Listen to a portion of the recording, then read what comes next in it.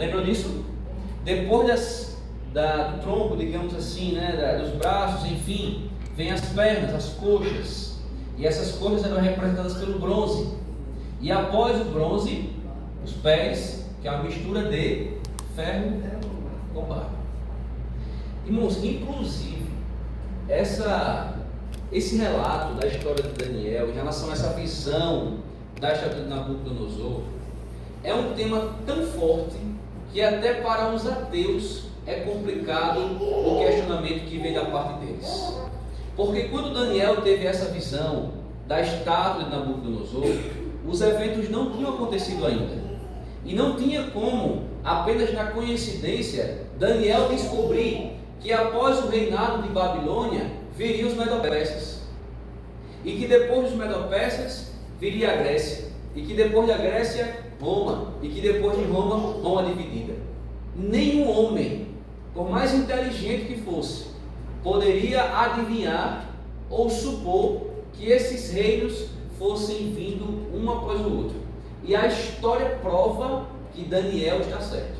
Então, se você quiser conversar com um ateu e provar que a Bíblia é real, ou que as profecias são reais, você pode usar a Bíblia e abrir a sua Bíblia em Daniel e mostrar para ele, ou você pode usar a própria história.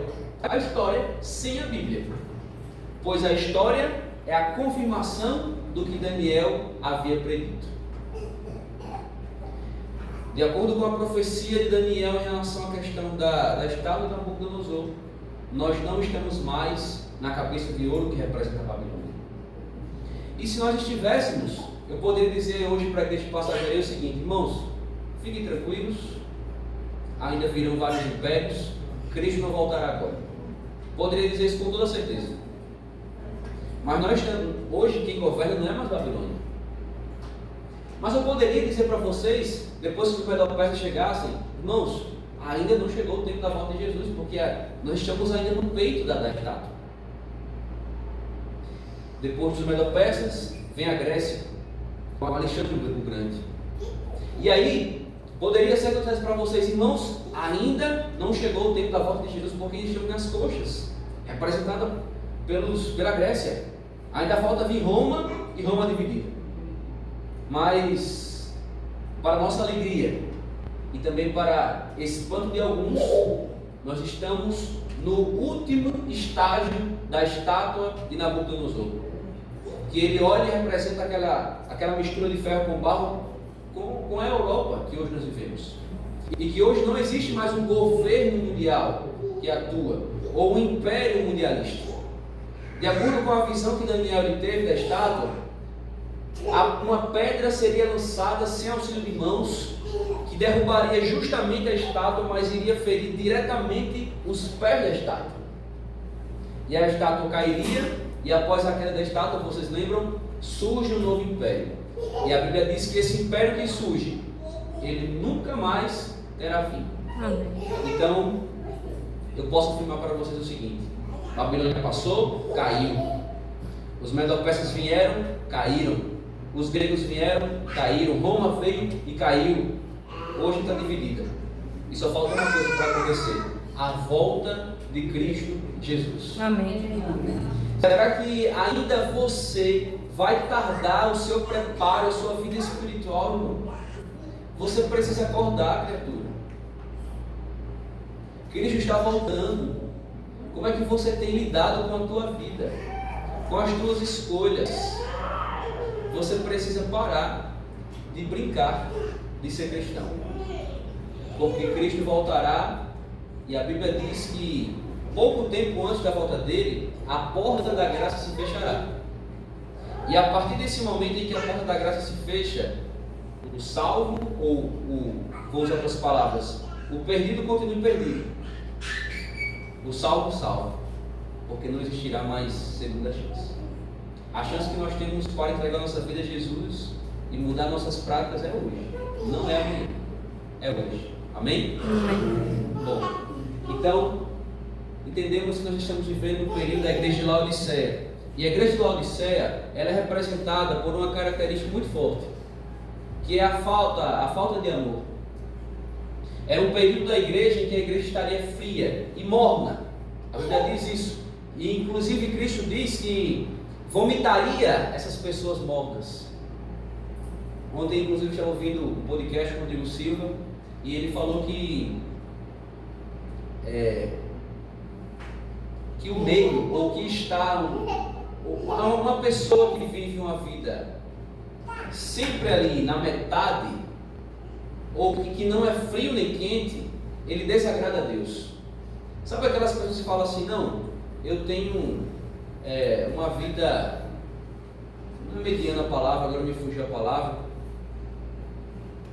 mas é uma pessoa que nem é frio nem quente. Medíocre. Uma pessoa que em tudo ela é pela metade. Eu vou trabalhar, eu faço pela metade. Na minha casa, as coisas que faz, tudo pela metade. E a vida espiritual da mesma forma, pela metade. Essa pessoa é justamente a representação dessa igreja, que mostra que Cristo vomitaria essas pessoas, ou essa igreja. Nós precisamos, em nossa vida cristã, buscarmos não sermos mornos, metade. Nós precisamos ser quentes, vivos. A igreja de Laodiceia representa um período da igreja sem amor. Mas não é que a igreja esteja sem amor, ou porque a igreja esteja sem amor, que eu, como indivíduo, preciso também estar assim. Nós precisamos ser diferentes desse período. Se você se acostuma com o fato da igreja estar morna, e também vive uma vida espiritual morna, cuidado, porque pode ser você que ele vomitará. Então, por mais que a profecia diga que a igreja viveria esse período, nós precisamos entender que eu não preciso viver este momento de mornidão na minha vida espiritual. Você entende? Está entendendo todo mundo? Todo mundo na mesma linha de raciocínio? A falta de amor, ela pode estar existindo ao nosso redor, mas não em mim. Você entende? É preciso que eu peça a Deus, dá-me amor. Deus, incendeia a minha vida, para que eu não faça parte dessa igreja morna. E se você for o único aqui nessa igreja que não se contenta com uma vida morna, louvado seja Deus por isso. Não deixe ser guiado pelos demais que estão ao seu redor, que vivem uma vida espiritual assim, irmãos. Não deixe. Peçam a Deus, peçam ao Espírito Santo, clamem por Ele, que Ele vai te dar uma vida espiritual de vigor, de energia, incendiado por Ele mesmo. Amém? Está passando não, mas... Agora sim, vamos lá. Reino, soberania monarca e governo. Bom, nós, quando vemos essa cena do nosso planeta Terra, é um planeta muito lindo, né? Um planeta muito bonito, extremamente complexo, desde os seus átomos até as suas grandiosas maravilhas. Um planeta extremamente complexo. Um universo extremamente complexo. E a Bíblia, ela usa em alguns momentos a expressão de que Satanás, ele é o príncipe deste planeta. Não sei se vocês lembram, quando em Jó, inclusive, quando a Bíblia diz que Satanás, ele vai até o céu. Quem lembra disso? Que ele vai até o céu diante de Deus, e Deus pergunta o que ele está fazendo ali. E ele fala de rodear a terra e passear por ela. E é interessante essa expressão, Rodrigo Silva ele explica, de que essa expressão que estava passeando e rodeando a terra, e por conta disso ele foi até o céu como representante da terra, é que de fato ele hoje, digamos que entre aspas, ele tem esse poder. Esta terra, ela é dominada de fato por Satanás. Não estou dizendo que Deus ele perdeu o seu controle ou sua majestade, mas o representante legítimo dessa terra, não pela vontade de Deus, porque quem deveria governar essa terra deveria ser Adão e Eva. Adão e Eva eram os governantes da terra. Mas uma vez que eles pecaram, deram legalidade. Exatamente, eles deram o passe legal para Satanás passar a governar essa terra, ou ter o direito dela. Então, quando você percebe as tragédias que acontecem nessa terra, e você fica assim, meu Deus, por que está acontecendo isso? A resposta é, porque Satanás, infelizmente, ele tem poder para reger as catástrofes que existem aqui nesse mundo. Quando você vê no jornal uma criança, um recém-nascido, um bebezinho com leucemia, é triste, não faz sentido. Como que uma criança que acaba de nascer já está com uma doença terrível? Você, às vezes, está assistindo sua TV na sua casa e aí você vê lá a notícia: pai mata, esquarteja a filha, a esposa e depois tira a sua própria vida. Esses acontecimentos, esses relatos, eles são de fato relatos que nós não deveríamos ver, porque não deveria existir. Quando Deus cria a humanidade, Adão e Eva, Ele cria o Jardim do Éden, Ele cria esse planeta, Ele criou para um propósito bom, para que tivéssemos vida, para que pudéssemos criar nossos filhos, nossa família, de uma maneira 100% feliz. Mas o pecado, ele entra nesse mundo como uma mancha num quadro. Imagine que você agora desenha, pinta um quadro maravilhoso, uma linda paisagem. Imagine uma linda paisagem que você terminou de pintar, mas daqui a pouco alguém vem, tropeça e joga um balde de tinta nessa pintura. A pintura está lá, mas agora está manchada. Foi isso que Satanás fez. Satanás, ele vem como um intruso e lança o pecado na humanidade. Agora nós estamos vivendo em um mundo que deveria ser perfeito e belo, mas agora manchado pelo pecado. Então, quando você vê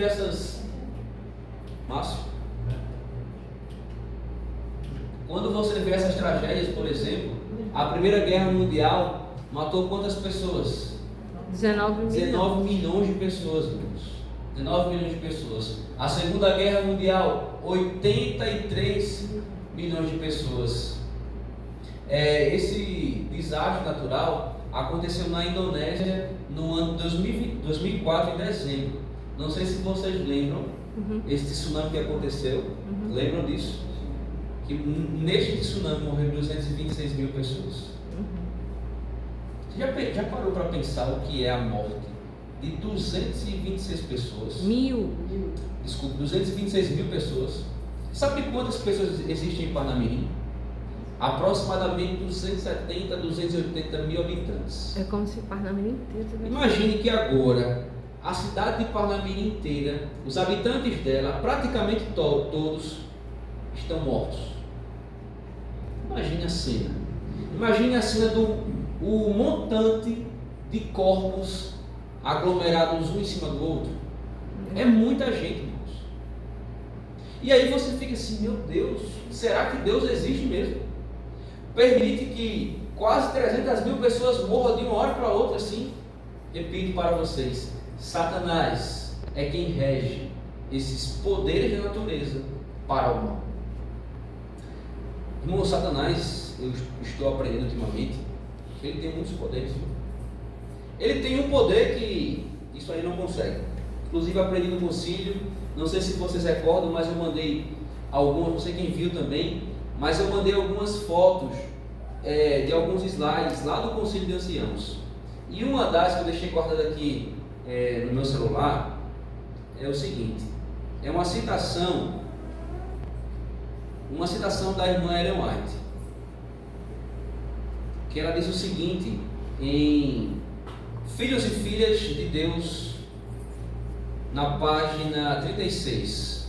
Ela diz o seguinte: pelo desejo, pela oração silenciosa, pela resistência às influências satânicas, ponde vossa vontade ao lado da vontade de Deus. E ela escreveu também: Satanás não pode tocar a mente ou intelecto a menos que lhe cedamos. Ou seja, Satanás, ele não tem um poder. Uma das características que ele não tem é controlar a minha e a tua mente, ou saber o que se passa na minha e na sua mente. E o pastor, inclusive, o pastor Atimar, o presidente do campo, ele, digamos que nos deu uma dica: irmãos, orem em silêncio. E eu aprendi isso e eu estou colocando isso muito em prática. Claro que nós não devemos agora deixar de orar em comunidade ou em conjunto. Você tem que fazer isso em sua casa. Se você tem seu companheiro, se você tem sua companheira, sua filha, sua mãe, chame para orar. Não tem problema você orar de forma audível, mas também faça uso da oração silenciosa. Porque quando você ora em silêncio, Satanás não sabe que você orou. Ele não sabe que você conversou com Deus. Principalmente quando você for dizer os seus pontos fracos. Diga só em mente. Exatamente. Então faça uso da oração silenciosa. Tá certo? E aí, uma das características, por exemplo, que Satanás ele faz muito uso é a observação. Então ele sabe quais são as suas fragilidades e as minhas fragilidades somente a partir da observação dele para com as nossas reações durante o dia a dia. Eu acredito que ele seja talvez o maior psicólogo que existe. E ele também tem um poder, que é controlar, não através de um poder sobrenatural, mas, por exemplo, vocês já viram os ilusionistas ou os mágicos, que eles fazem coisas que parecem ser sobrenaturais? O camarada faz sumir isso aqui em nossa frente. Não é que ele tenha o poder de fato fazer isso aqui sumir literalmente, mas através de truques ele faz com que isso suma na nossa frente sem nós percebermos. Não é assim que acontece? Os ilusionistas e mágicos, Satanás, ele tem isso muito mais apurado. Então ele usa técnicas para mover as leis da natureza. O homem não tem essa capacidade? Sim ou não tem? Sim ou não? Tem. Agora imagine Satanás, o anjo caído. É por isso que quando você vê essas catástrofes, essas tsunamis que matam milhares de pessoas, e você fica assim perguntando, por que Deus isso está acontecendo? Saiba que essas coisas são obras de Satanás.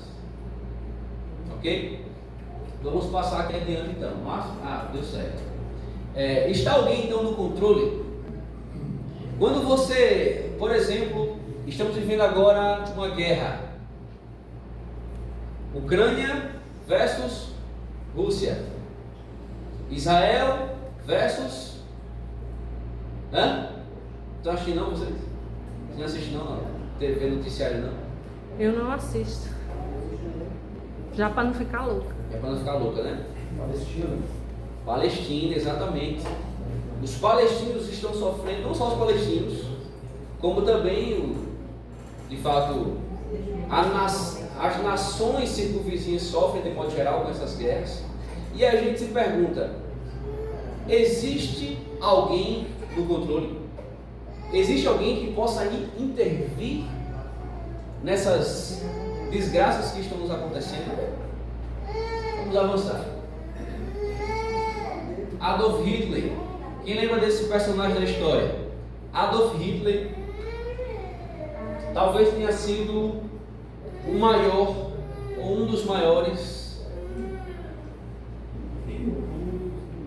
responsáveis por uma grande catástrofe humanitária que foi a morte dos judeus. As histórias relatam que através da ação desse homem, mais ou menos 6 milhões de judeus foram mortos. 6 milhões. E aí quando você coloca no YouTube lá, por exemplo, o que ele fazia para matar essas pessoas, irmãos, eram coisas assim absurdas. Quem já ouviu, por exemplo, falar das câmaras de gás? Quem já ouviu falar das câmaras? Pois é. Quem já assistiu, por exemplo, o filme O Menino do Pijama Listrado, sabe muito bem o que eu estou dizendo. Crianças, idosos, eram colocados dentro de, digamos, grandes saunas, vou usar essa palavra que eu acho que é o mais parecido. Containers, lugares totalmente fechados, e nesses lugares totalmente fechados, sem passagem de oxigênio, eles liberavam gases tóxicos que matavam aqueles indivíduos. Irmãos, coisas terríveis esse homem foi capaz de fazer. Será que Adolf Hitler Não tinha alguém superior a ele que pudesse impedir? Será que as dores que você sente hoje, os problemas que você sente hoje, eles não poderiam ser resolvidos de uma outra maneira? Por que Deus permite que essas catástrofes e problemas atinjam a humanidade? Essa é uma pergunta complexa e talvez até difícil de chegarmos a uma conclusão. Mas uma coisa que nós precisamos entender nessa noite é: este mundo jaz do maligno, e que você e eu precisamos andar alertas o tempo todo. Pois se eu e você vacilarmos em algum momento de nossa vida, saiba que na espreita estará Satanás esperando você dar algum problema. Em Apocalipse 4:1, gostaria que vocês abrissem a Bíblia. Abram sua Bíblia, por gentileza. Apocalipse 4:1.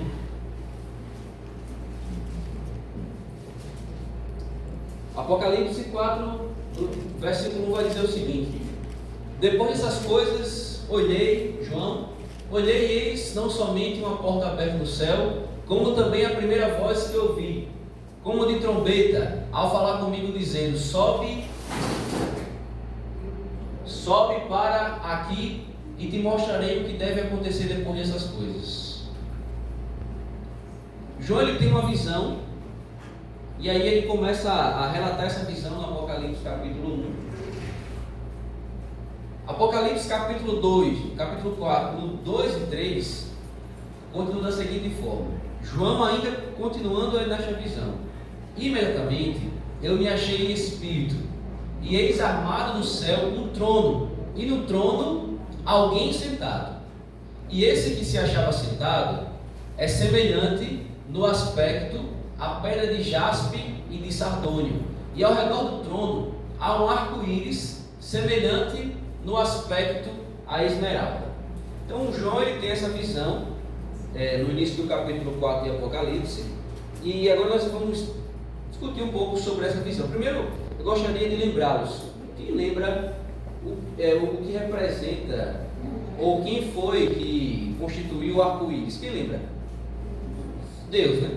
Onde foi que Deus ele constituiu o arco-íris ali como uma aliança? Após o dilúvio. Após o dilúvio. Ele chega diante do nosso amigo Noé, junto com a sua família, e ele faz uma promessa. E a promessa é: não destruirei mais a terra com água, com essa grande chuva que aconteceu e causou o dilúvio. E essa promessa é representada por uma aliança. Aliança que é o arco-íris. Inclusive, se você, num dia de sol, se você pegar uma mangueira e você apontar assim para o alto, de repente, dá um prisma. Você vai perceber que... prisma de luz, prisma da água. De luzes, né? Você chama prisma. Exatamente. Você vai perceber ali um formato de arco-íris. Quando soma as partículas de água com os raios do sol, formam um prisma do arco-íris. Né? Hoje eles tentam deturpar essa questão do arco-íris. Inclusive, vários grupos por aí afora pegaram o arco-íris, que agora seria uma representação da aliança de Deus, agora colocam como uma representação de símbolos LGBTs, como vocês sabem, não é verdade? Bom, mas enfim, santuário, o santuário de Deus. Isaías 6, do 1 ao 3, do seguinte: peço que vocês olhem para cá, que a gente não vai conseguir abrir todos os versículos, certo? No ano da morte do rei Urias, isso está em Isaías 6, do 1 ao 3, eu vi o Senhor assentado sobre um alto e sublime trono, e as abas de suas vestes enchiam o templo. Serafins estavam por cima dele, cada um tinha 6 asas, com 2 cobria o rosto, com 2 cobria os seus pés, e com 2 voavam.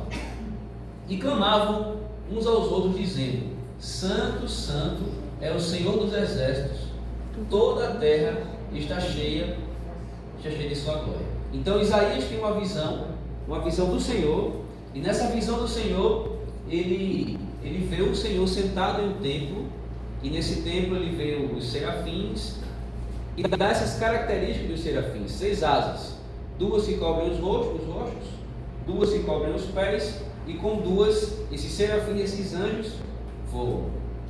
Daniel 7, 9 e 10 diz o seguinte: continuei olhando até que foram postos os tronos. Então, o que a gente vai tentar entender aqui nessa noite é essa representação do trono de Deus, quem está nesse trono e quais são esses seres que estão ao redor desse trono.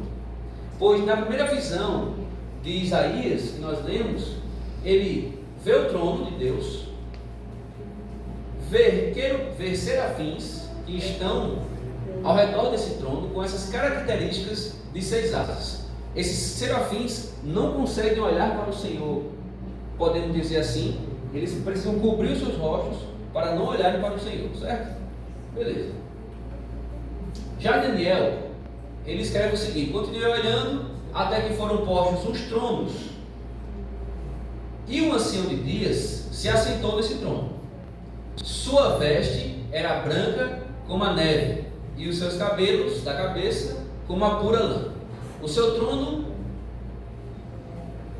era um chama de fogo, e suas rodas eram fogo ardente.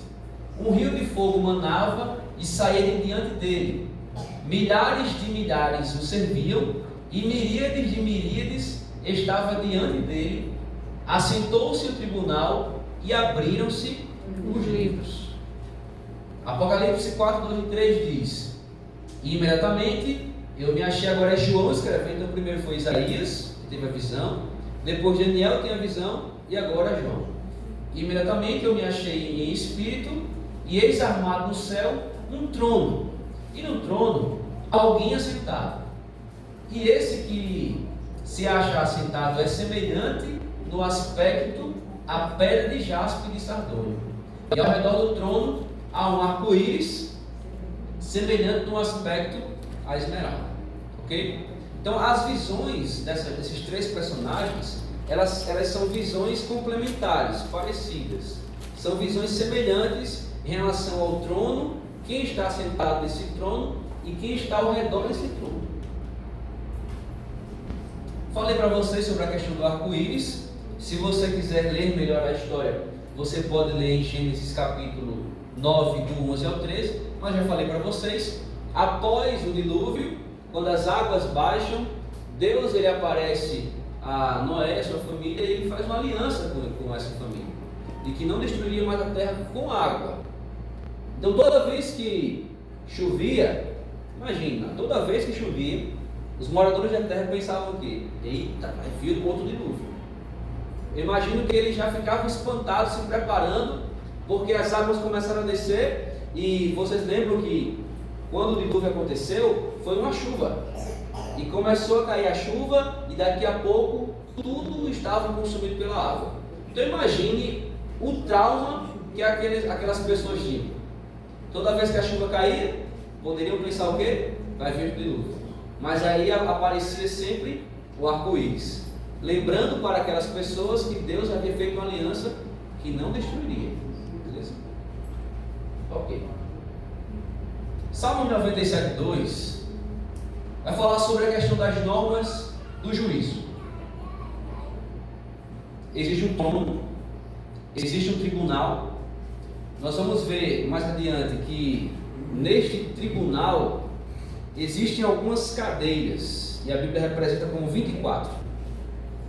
E também informa sobre as pessoas que sentam nessas cadeiras, que são 24 anciãos. Então uma coisa é certa: existe um tribunal, existe um responsável por esse tribunal, e existem pessoas nesse tribunal que ajudam esse ser celestial a tomar algumas decisões. Certo? Beleza. Justiça e misericórdia são a base do seu trono. Deus, ele sempre usa como base das suas ações a misericórdia e a justiça.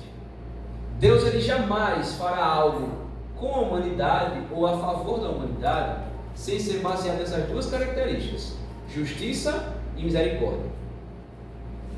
Então Deus ele vai me julgar a partir disso. Deus ele vai me julgar e te julgar a partir da misericórdia dele Até porque se ele não usasse misericórdia, se fosse somente a justiça dele, nós seríamos destruídos. Mas ele usa a misericórdia e a justiça. Então saiba, na minha vida eu preciso entender que as minhas ações, elas serão julgadas em algum momento da história. E duas coisas que serão usadas para me julgar e depois me darem o veredito final, vai ser baseado na misericórdia e na justiça. Ok? Presta atenção nisso. Satanás tentou usurpar o trono de Deus e sua posição como governante do universo. Isaías 14, 12 ao 14, vai mencionar exatamente o que aconteceu com a queda de Satanás. E aí inicia da seguinte forma: como caíste do céu, ó estrela da manhã, filho da alva, como foste lançado por terra, tu que debilitavas as nações, tu dizias no teu coração: eu subirei ao céu, acima das estrelas de Deus, exaltarei o meu trono e no monte da congregação me assentarei. Nas extremidades do norte, subirei acima das mais altas nuvens, e serei semelhante ao Altíssimo. Essa é a intenção de Satanás, ser semelhante ao Altíssimo.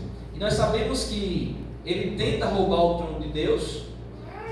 Nesta tentativa, ele consegue enganar muitos anjos, inclusive, irmãos, uma das coisas que eu aprendi recentemente é que Satanás, possivelmente, ele tenha conseguido enganar muito mais da metade dos anjos que estavam no céu. Ele tentou enganar, ele tentou persuadir. Mas, vocês lembram que aconteceu um duelo no céu. Então, de um lado estava Satanás, tentando fazer a mente dos anjos para encontrar Deus, e do outro lado estava quem? Jesus Cristo. Então, da mesma forma como Satanás tentava persuadir os anjos, Jesus Cristo, por um outro lado, também tentava persuadir os anjos para se arrepender daquilo, para mostrar que Satanás estava errado, que Satanás estava mentindo, que o governo de Deus era um governo perfeito, de amor, sobre misericórdia, sobre justiça. Então, a partir desse duelo, por mais que Satanás ele tenha tentado enganar muito mais da metade dos anjos, Ellen White, ela afirma que alguns anjos se arrependeram de se voltarem contra Deus. Então, nesse duelo, ele só consegue, no final das contas, a terça parte. Mas ele tentou muito mais. E se não fosse a intervenção de Jesus Cristo, se não fosse esse duelo de argumentos entre Satanás e Jesus Cristo diante dos anjos, talvez, irmãos, 90, 80% dos anjos teriam caído. Beleza? Então Satanás é expulso do céu. Ao ser expulso do céu, a Bíblia diz que com ele vem a terça parte dos anjos. E aí um belo dia Deus está em sua criação, criando o ser humano perfeito. E essa imagem ela é linda, pois aqui estão representados um animal selvagem, não é? E o outro animal que também também pode ser selvagem, mas a grande maioria dos tipos que nós conhecemos são considerados domésticos. Imagina a cena de um cavalo com um leão juntos. Hoje é improvável isso acontecer, não é verdade? Se forem soltos um à frente do outro, certamente o leão vai tentar matar o cavalinho. Mas antes não era assim. Quando Deus ele criou os animais e criou a humanidade, eu repito para vocês o que eu estava dizendo lá no começo, Deus ele criou para tudo ser perfeito e tudo viver em harmonia. Quer seja o leão, quer seja o cordeirinho, não existia o problema do mal da morte, certo? Então Satanás ele é enviado para a terra. Deus ele cria um mundo perfeito para Adão e Eva. Máximo.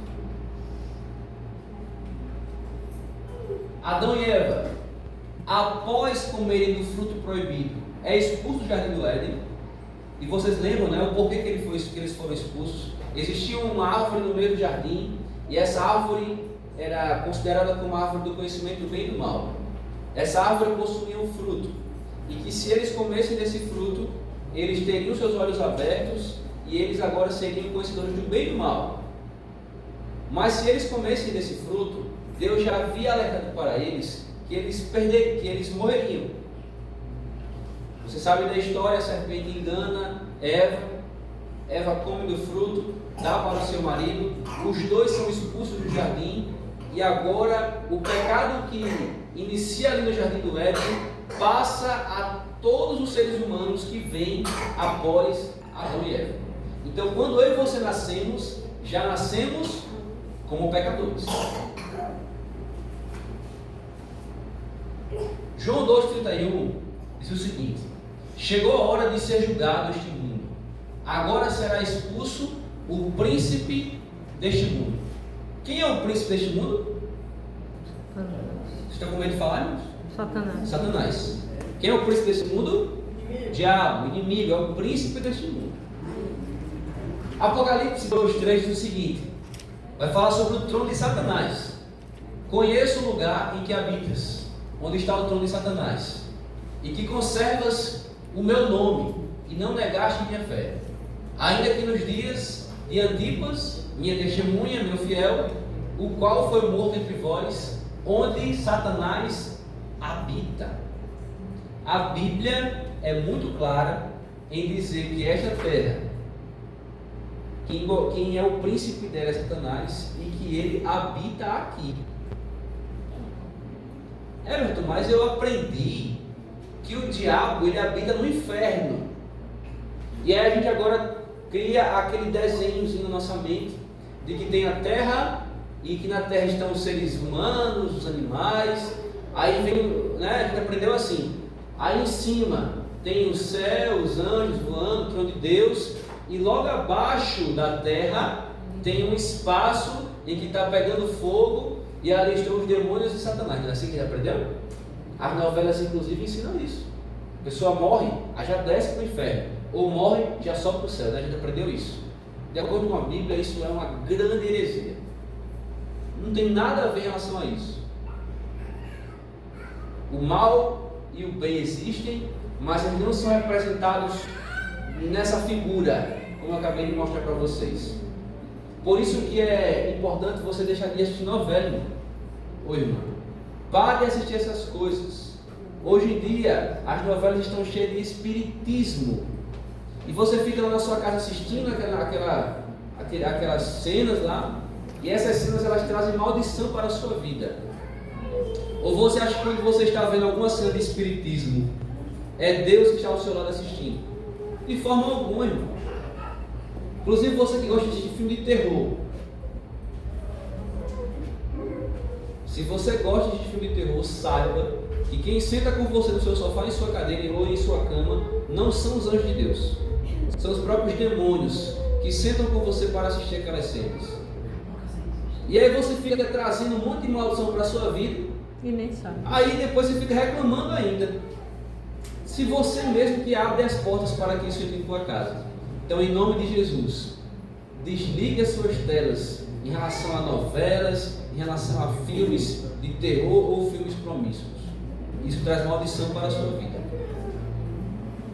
Em Apocalipse 4:4, a Bíblia vai falar sobre os 24 anciãos. Ao redor do trono há também 24 tronos, e assentado neles 24 anciãos, vestidos de branco, em cujas cabeças estão coroas de ouro. Quem são esses 24 anciãos? Já pararam para refletir sobre isso? Quem são esses 24 anciãos? Será que são anjos? O que será esses 24 anciãos? Alguém quer chutar?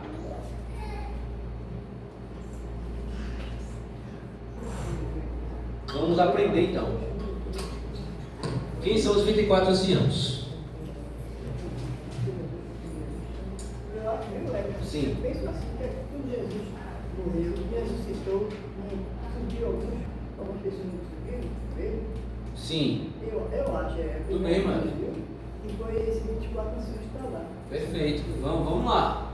Quem são os 24 anciãos? Irmã, tá bom, hein? Isso aí. São mencionados 12 vezes no Apocalipse a expressão 24 anciãos. Eles estão sentados em tronos, estão vestidos de branco, com coroas na cabeça e são assistentes sacerdotais de Cristo. Os 24 anciãos, eles têm um papel que desempenham no céu. São sacerdotes de Cristo. Apocalipse 3:21 diz o seguinte: ao vencedor dar-lhe-eis sentar-se comigo em meu trono, assim como também eu venci e me sentei com meu Pai no seu trono. Os 24 anciãos são pessoas que já passaram por essa vida e que agora estão no céu, sendo sacerdotes junto com Jesus Cristo, auxiliando a Ele. Pessoas que viveram aqui na terra.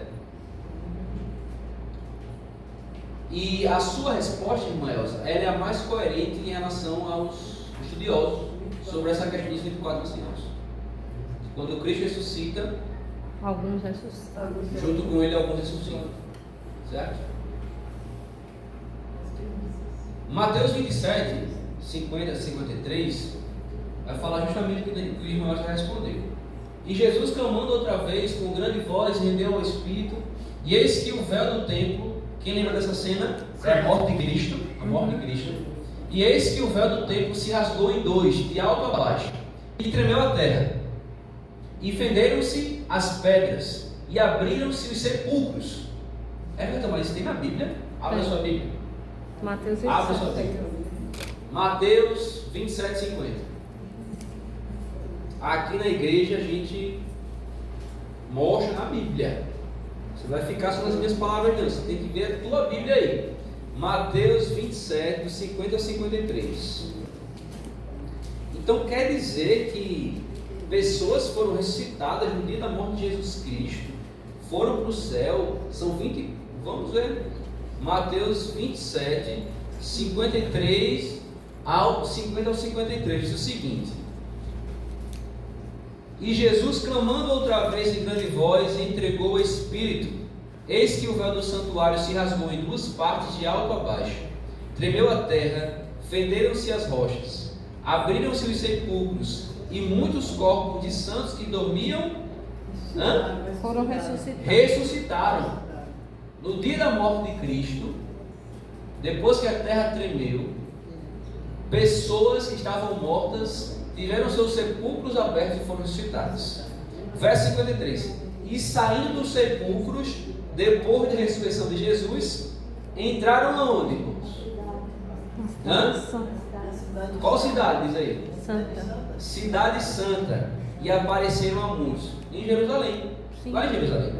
Eles entraram em Jerusalém e apareceram a muitos. Você já tinha visto isso na Bíblia? Já tinha? Já. É interessante, não é? Às vezes a gente lê as passagens bíblicas, mas não presta atenção nos detalhes, né? Nas entrelinhas. Eu mesmo nunca tinha parado para pensar ou prestar atenção nesse relato aqui. Eu lembrava da morte de Jesus Cristo, beleza, morreu na sexta-feira, descansou sábado, descansou domingo, mas não tinha visto essa questão. E essas pessoas que ressuscitaram nesse dia são representadas pelos 24 anciãos, que hoje estão ao lado de Cristo Jesus. São os primeiros que ressuscitaram, as primícias. Exatamente. Efésios 4:2 continua respondendo quem são esses 24 anciãos. Por isso é que foi dito: quando eles subiam em triunfo às alturas, levou cativo muitos prisioneiros e deu dons aos homens. Efésios 4:9. Apocalipse 4:5 fala sobre o Espírito Santo e diz: do trono saem relâmpagos, vozes e trovões, e diante do trono ardem 7 tochas de fogo, que são os 7 Espíritos de Deus. Quero lembrar para vocês que hoje estamos tentando entender como que é representado o trono de Deus nos céus e quem está com ele nesse trono, quem são os seres. Então já vimos que tanto Isaías, como Daniel, como João tiveram visões semelhantes do trono de Deus. Quero relembrar para vocês que ninguém jamais viu a Deus, Deus o Pai. Ninguém nunca viu a Deus. Jesus Cristo é a representação física, digamos assim, de Deus o Pai. Tá certo? Mas visualmente, a olho nu, ninguém viu a Deus. Literalmente, de ver a Deus. Certo?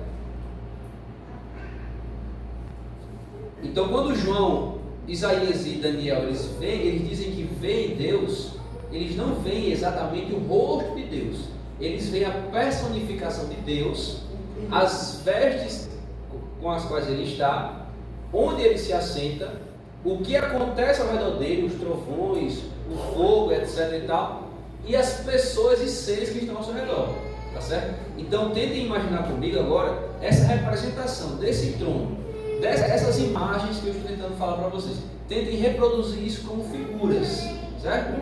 Beleza.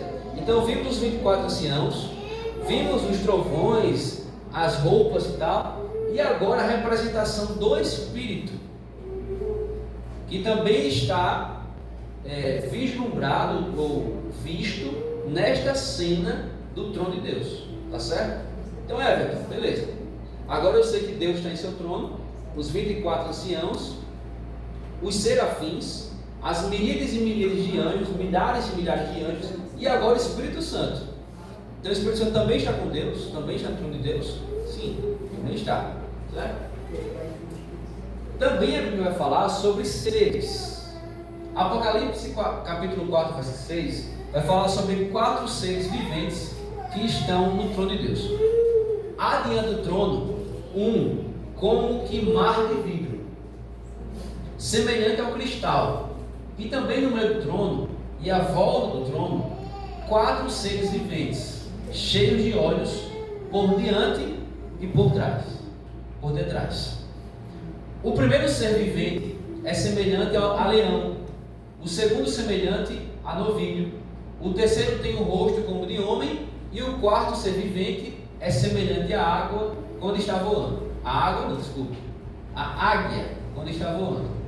Apocalipse 7:8 diz: e os 4 seres viventes, tendo cada um deles 6 asas, estão cheios de olhos ao redor e por dentro. Não tem descanso, nem de dia nem de noite, proclamando: Santo, Santo, Santo é o Senhor Deus, o Todo-Poderoso, aquele que era, que é e que há de vir.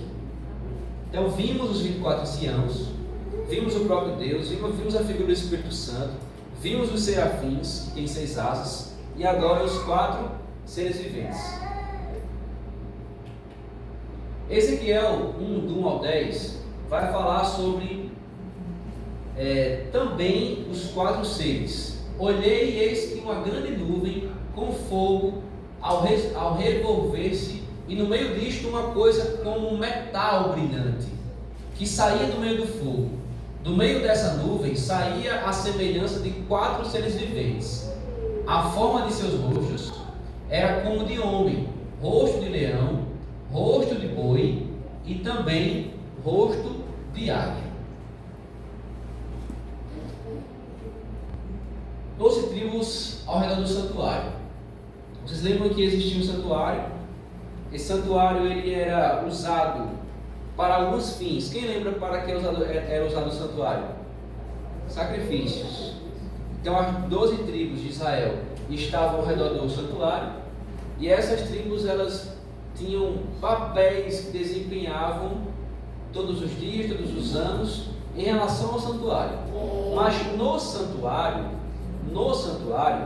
existia um personagem central que fazia, digamos assim, Os rituais. Sim, os rituais. Quem era esse personagem? O sacerdote. O sacerdote e o subsacerdote. Isso, o sacerdote. O sacerdote ele tinha a função de interceder a Deus por aquelas pessoas que estavam ali ao redor do santuário. Então ele tinha a responsabilidade, inclusive, de entrar no lugar chamado Santíssimo. Então o santuário era dividido em quantas partes? Quantas partes? O santuário? Átrio. O santuário em si era 2 partes. Santo e Santíssimo. Santo e Santíssimo. Tinha o pátio que era antes do santuário, né? Beleza. Que nesse pátio, que de fato eram realizados o quê? No pátio. O sacrifício. Lá era realizado o sacrifício. Quando o sacerdote entrava no santo, ali existiam alguns objetos. Vocês lembram dos objetos? A mesa. No Santíssimo? No santo. No santo, o candelabro.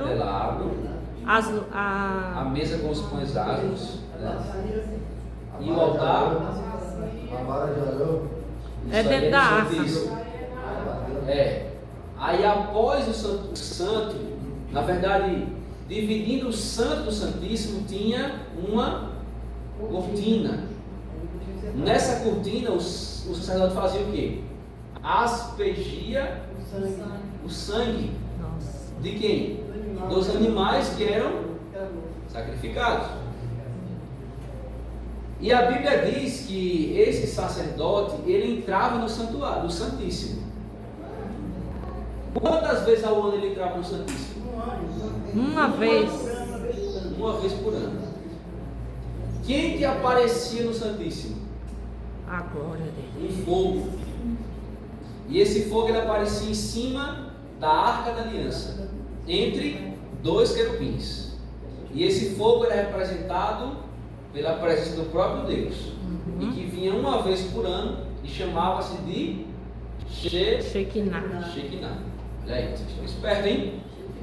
E que o santuário que existiu aqui na terra foi uma cópia, digamos assim, de um santuário que existe aonde? No céu. No céu. Então, o sacerdote que aqui na terra desempenhava o papel de interceder ao Pai, aspergir o sangue lá no véu, para perdão dos pecados das pessoas que viviam ali em Israel, quem que faz isso hoje por nós? Jesus Cristo. Então, Jesus Cristo hoje desempenha o papel do sacerdote, intercedendo a Deus por mim e por você. Amém por isso? Amém, Jesus. Então nós temos hoje um intercessor, que toda vez que você e eu pecamos e caímos e nos arrependemos a Ele, Ele vai adiante de Deus o Pai e intercede para que Deus o Pai me perdoe e te perdoe. Amém. Por isso que nós temos hoje oportunidade de salvação, porque tem alguém que intercede por mim e por você, e que agora não precisamos mais de um cordeiro para ficar sacrificando todas as vezes que vimos ao templo, porque o cordeiro perfeito já foi morto na cruz do Calvário, representado por Cristo Jesus, e que agora nós temos salvação dada por Ele. Amém? Amém. Perfeito. Os 4 seres viventes, eles são representados pelas tribos, por algumas tribos de Israel. O leão, vocês lembram, é representado pela tribo de Judá. O boi representa Efraim, homem, Ruben, e a águia, Dan. Mateus 25:34 diz o seguinte: então dirá o rei aos que estiverem à sua direita: vinde, benditos de meu Pai, possuí por herança o reino que vos está preparado desde a fundação do mundo. Mateus 27:37 diz: e por cima da sua cabeça puserão escrita a sua acusação. Este é o rei dos judeus. Marcos vai falar sobre servo, boi. Marcos 9:35 diz: e ele, sentando-se, chamou os 12 e lhe disse: se alguém quiser ser o primeiro, será o derradeiro, e o servo de todos. Desculpa. Marcos 10:44: e qualquer que entre vós quiser ser o primeiro, será servo de todos. Lucas vai falar sobre o homem, o filho do homem. Lucas 4:1-2: e durante 40 dias foi tentado pelo diabo, e naqueles dias não comeu coisa alguma, e terminando ele teve fome, porque o filho do homem não veio para destruir as almas dos homens, mas para salvá-las. E João vai falar sobre Deus, que seria representado pela águia. Então vimos o leão, vimos o boi, vimos o homem e agora a águia.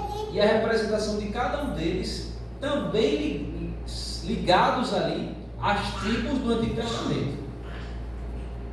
João 1:1-2 diz: no princípio era o verbo era Deus, o verbo estava com Deus e estava no princípio com Deus. João 10:30 diz: eu e o Pai somos um.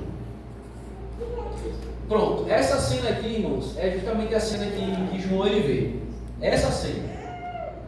Você percebe que o ser que está ali no meio, não dá para ver exatamente o seu rosto? Percebe? E não tem como você, como eu falei para você anteriormente, nenhum homem sequer pode ver a Deus, literalmente ver o rosto de Deus, devido à sua santidade e poder. Então a cena que é representada está ali no meio o ser de luz, Deus, os candelabros. Na mão desse ser há um rolo, e nesse rolo você percebe, não sei se você está conseguindo enxergar, mas tem uns pontinhos assim, selos. Pergaminho, né? Isso. Sabe o que são selos? Antigamente a pessoa fazia uma carta e ao enviar a carta, ela selava essa carta. Com cera. Esse selo, quando a pessoa recebia lá a carta e o selo estava intacto, representava que ninguém tinha aberto a carta. Porém, se eu recebo a carta e o selo está quebrado, significa que alguém já leu a carta. Violou a encomenda. Já viu, né? Quando eu fui casar, inclusive, Milena, nas cartas dadas, não sei se foi dos padrinhos, não sei do que, acho que foi das pessoas mesmo. Você recebeu, não foi, Lúcia? Tinha o selo, tinha o selo? Estava fechadinho? Pronto. Recebeu, Elza? Pois é, o selo, quando está intacto, representa que ninguém usurpou, quebrou, leu aquela carta. Deus está representado ali no meio, e na frente dele tem os candelabros, ele está segurando o pergaminho, e nesse pergaminho, nesse bolo, enfim, estão 7 selos. E esses selos estão lacrados.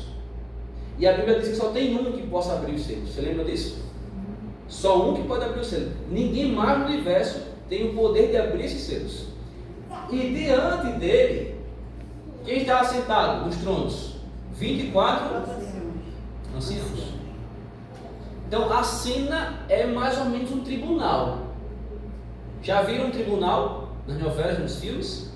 É quase isso, é quase isso. Beleza. Apocalipse 4, do 9 ao 11, diz o seguinte: vai falar sobre a cena litúrgica do céu. Quando esses seres viventes deram glória, honra e ações de graças ao que se encontra sentado no trono, ao que vive pelos séculos dos séculos, os 24 anciãos prostrar-se-ão diante daquele que se encontra sentado no trono. Está lembrando aqui da cena, né?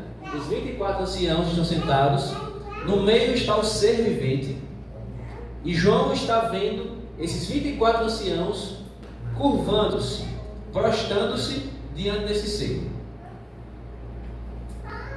Adorarão o que vive pelos séculos dos séculos e depositarão as suas coroas diante do trono, proclamando: Tu és digno, Senhor, e Deus nosso, de receber a glória, a honra e o poder, porque todas as coisas tu criaste, sim, por causa da tua vontade, vieram a existir e foram criadas. Amém, Jesus.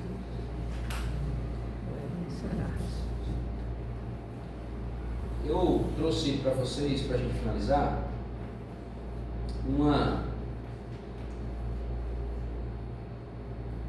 informação importante sobre isso.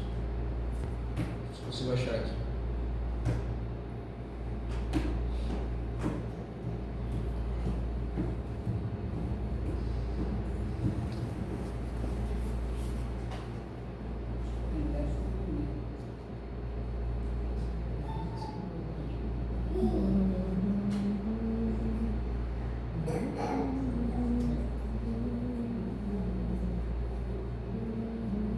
Apocalipse capítulo 5. Abra sua Bíblia em Apocalipse capítulo 5, versos 7 ao 10. Apocalipse 5, do 7 ao 10.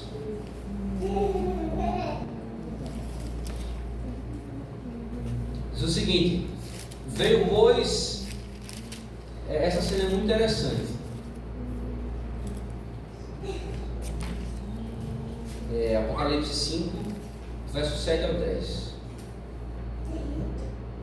Diz o seguinte: veio, pois, e tomou o livro da mão direita daquele que estava sentado no trono. Vamos lá. Quem estava sentado no trono? Deixa eu voltar aqui, tá? Pronto, vamos lá.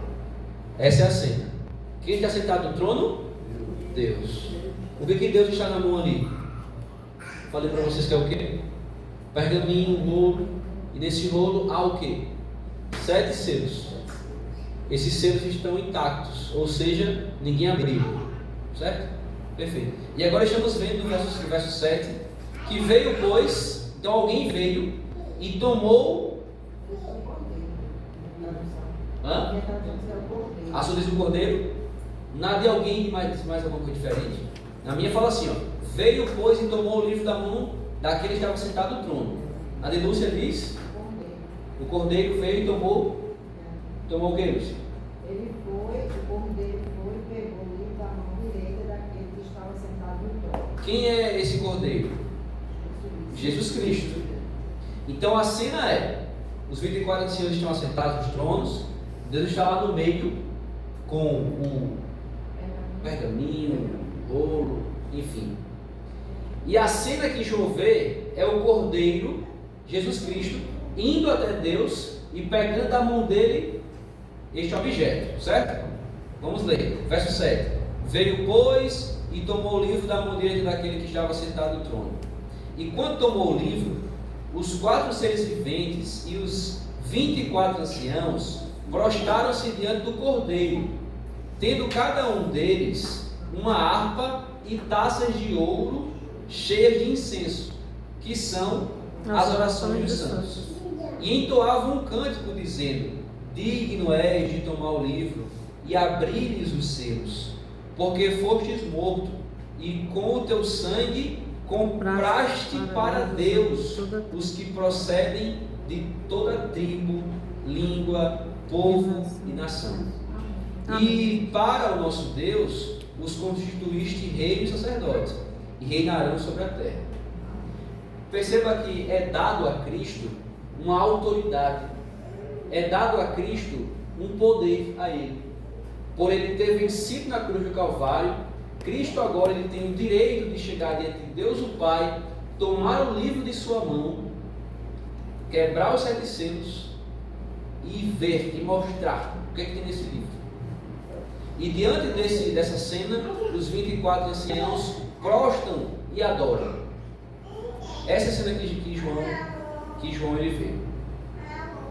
E Isaías 53 diz o seguinte: ele foi transpassado pelas nossas transgressões e moído pelas nossas iniquidades. O castigo que nos traz paz estava sobre ele, e pelas suas pisaduras fomos sarados. Cristo tem o direito de chegar diante de Deus Pai e otorgar para si esse poder, essa autoridade, pois ele venceu a morte. Se Cristo ele não tivesse passado por esses momentos de aflições, não tivesse conseguido resistir até o final, jamais teria essa possibilidade. Foi dada essa visão para João, e se não me engano, no próximo estudo, nós vamos entender o que seriam esses selos e o que acontece quando é exposto esses selos. O que acontece? O que é esses selos? O que representa isso? Hoje nós vimos, existe um trono no céu. Nesse trono existe um ser de luz, que é representado por Deus.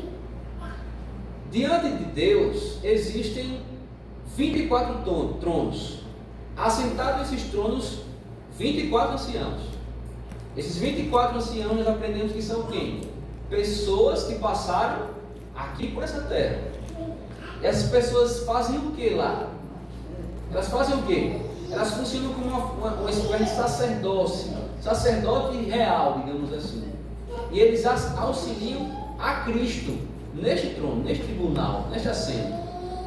Além dos 24 anciãos, nós também vimos 4 seres viventes. Além dos 4 seres viventes, anjos, que são representados como serafins, e tem uma característica muito importante: eles têm 6 asas. Esses serafins eles não olham diretamente para Deus. Tem 2 asas que cobrem os rostos, 2 asas que cobrem os pés, e com 2 eles voam. Então essa é a cena do trono que João vê. E no final de tudo, depois que João vê todas essas cenas, chega alguém.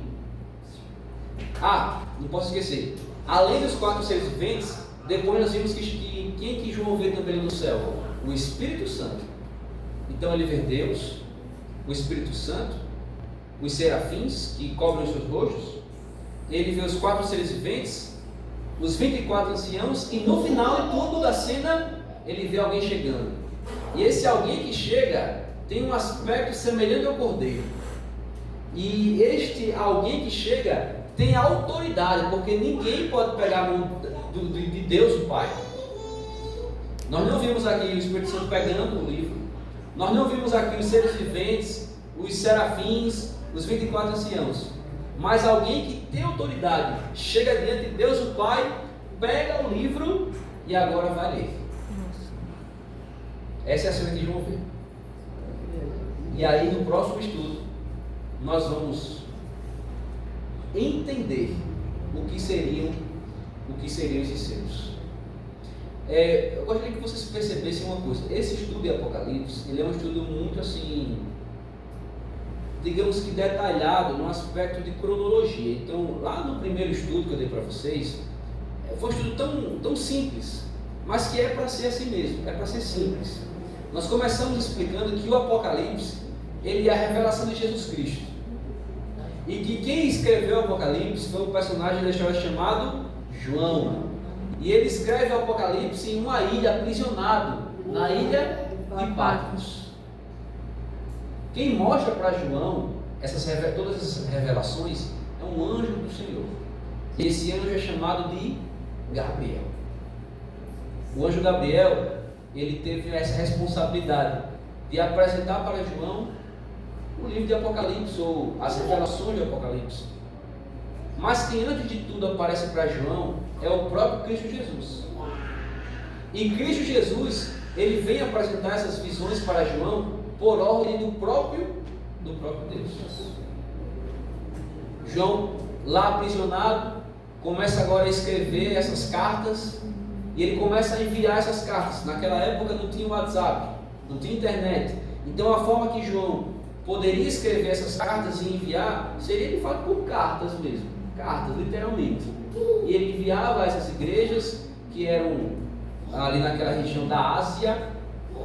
Mas todas as cartas de João, todas as visões que nós estamos vendo aqui no Apocalipse, todas essas representações, elas têm um fim, elas têm um objetivo.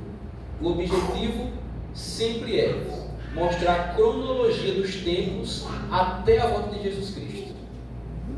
O Apocalipse, em suma, assim, se nós pudéssemos enxugar tudo, uma coisa é mostrar a revelação de Jesus Cristo e falar para as pessoas sobre o tema central de toda a Bíblia, que é a volta de Cristo Jesus, e preparar essas pessoas, principalmente nós que vivemos agora no último período profético, o que está acontecendo e o que acontecerá.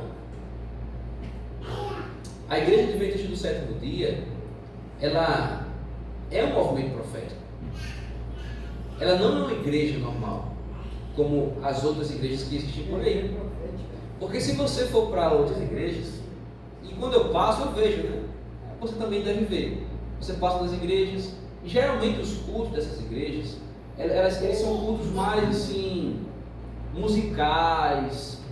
Então você chega ali, tem todo aquele clima mais musical, mais emocional e tal.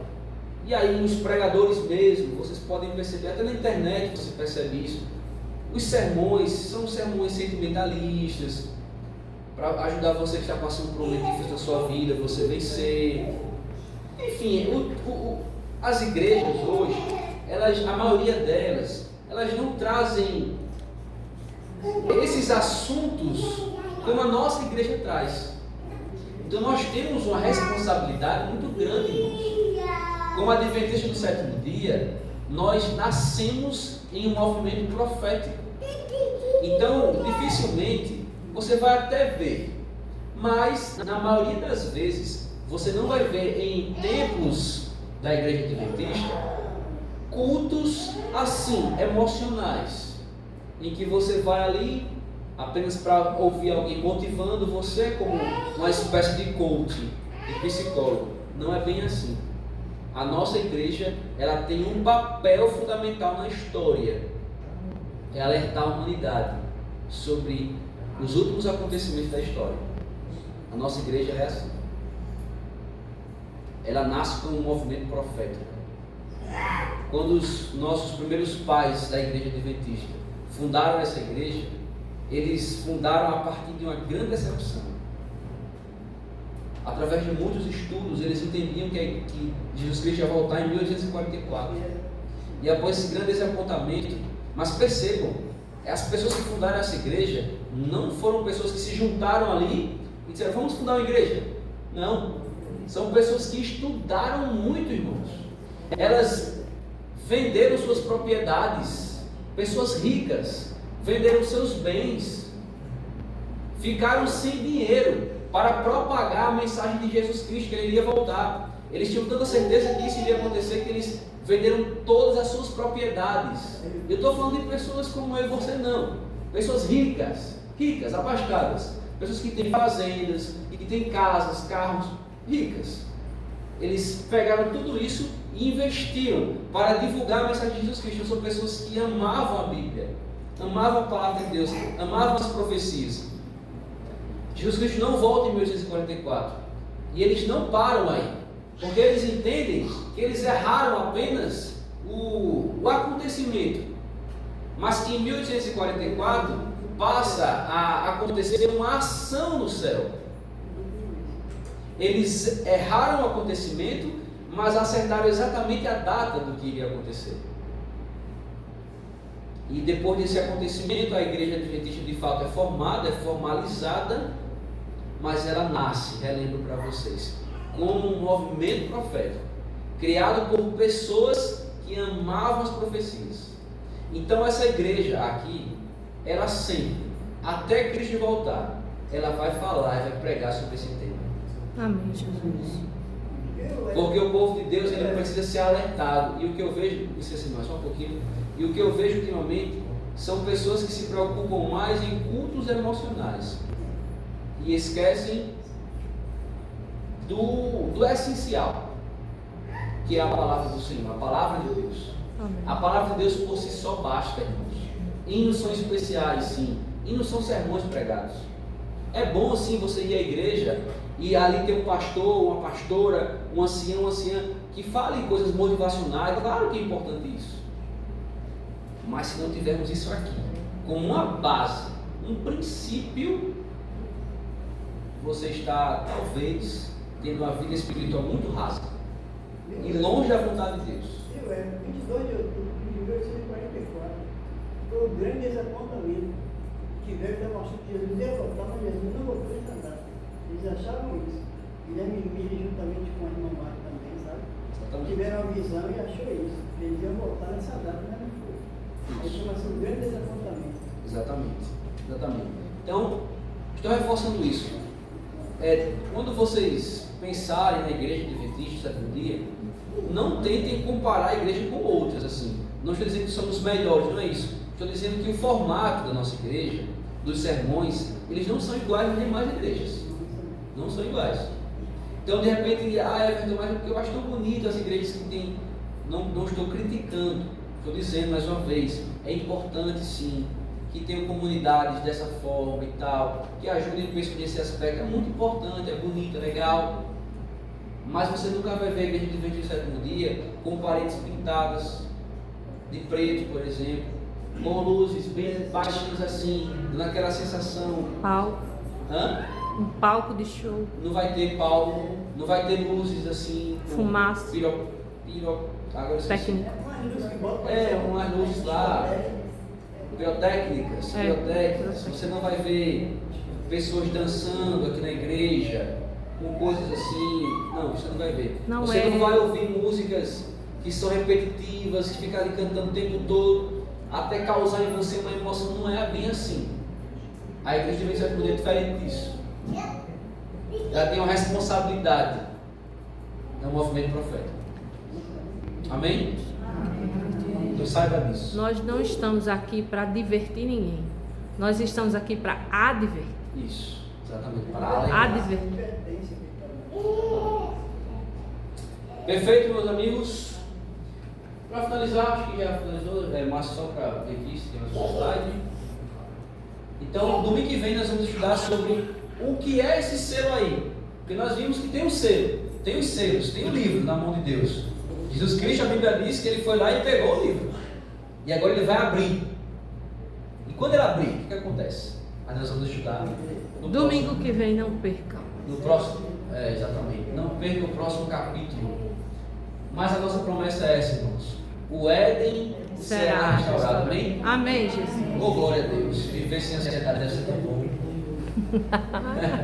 Eu estava falando com minha mãe hoje. Mãe, depois desse que eu descobri esse negócio, eu não consigo ter paz direito. Toda hora eu estou sentindo um negócio aqui no peito. Meu amigo. Ah, Senhor, como é ruim essa sensação. Mas um dia nós não teremos essas sensações de ansiedade, de tristeza, Medo, né? de medo, de perca, irmãos. Estava pensando, hoje eu estava refletindo sobre aquela música Digno, né? E aí tem uma parte na música que diz assim: logo da terra se levantarão os que dormem, e eu só lembro de Dulce nessa música, né? Lembrando da cena, pensando na cena em que quando Jesus Cristo voltar, esses mortos que morreram em Jesus Cristo vão ressuscitar, irmãos. Amém. Estava lembrando disso. E que nós iremos entrar juntos nas mansões celestiais. Que vai ser maravilhoso esse momento. Amém, Jesus. Aleluia! Aleluia. Glória a Deus por isso. O céu será, a terra será restaurada. E nós teremos um novo céu e uma nova terra. Amém, Jesus. Onde poderemos, irmãos, viver sem medo mais. Sem angústia. Sem medo de perder a mãe, o pai, o marido, a esposa, o filho. Viveremos felizes eternamente. Amém, Jesus. Há um Deus, irmãos, que governa acima de todas as forças humanas e conduz a história em direção a um final feliz. Amém, Jesus. Eu queria que você fosse para a sua casa hoje, vendo essa cena aqui, ó. Deus é o governante de tudo, irmãos. Por mais Satanás, por usurpação, seja o príncipe dessa terra e cause tantos problemas na humanidade, por trás de tudo existe alguém que governa. Por trás de tudo existe alguém com poder. Esse alguém é Jesus Cristo. Amém. Você não está sozinho aqui não, tá certo? As suas lutas estão sendo vistas por alguém. As suas orações estão sendo ouvidas todos os dias. Amém, Jesus. E chegará um momento, irmãos, que eu não sei quando. Não sei se é hoje, amanhã, não sei quando.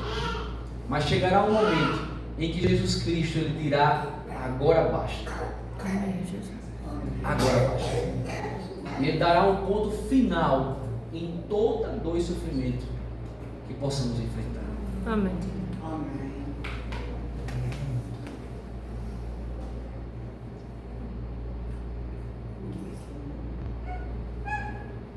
Acheguemos-nos, portanto, confiadamente junto ao trono da graça, a fim de que recebemos a misericórdia e achemos graça para socorro em ocasião oportuna.